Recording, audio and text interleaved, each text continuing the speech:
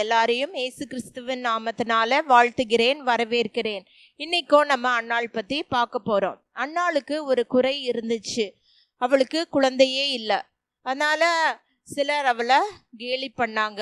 அதனால அவ மனசு காயப்பட்டுச்சு. எப்போதும் அழுதுட்டு இருப்பா, துன்பத்துல இருந்தா என்று நம்ம பைபிள்ல வாசிக்கிறோம்.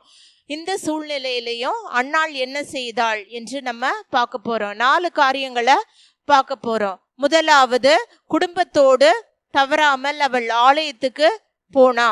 இரண்டாவதாக, கண்ணீரோடு ஜெபித்தாள். தன்னுடைய கவலை, கண்ணீர் எல்லாத்தையும் ஆண்டவருடைய சமூகத்துல ஊற்றினாள். மூன்றாவது, கரெக்டா ஆண்டவருக்கு காணிக்கை கொடுத்தாள். நான்காவது, ஒரு பொருத்தனை பண்ணினாள். என்ன பொருத்தனைனா, அவளுக்கு குழந்தையே இல்லை. ஆண்டவர் எனக்கு ஒரு ஆண் குழந்தையை கொடுத்தா நிச்சயமா அவனை ஊழியத்துக்கு அனுப்புவேன். அதுதான் அவளுடைய பொருத்தனை. கொஞ்ச நாள் கழிச்சு அவ கர்ப்பவதியானாள். அதுக்கப்புறம் ஏற்ற வேளையில ஆண்டவர் அவளுக்கு ஒரு ஆண் மகனை கொடுத்தார்.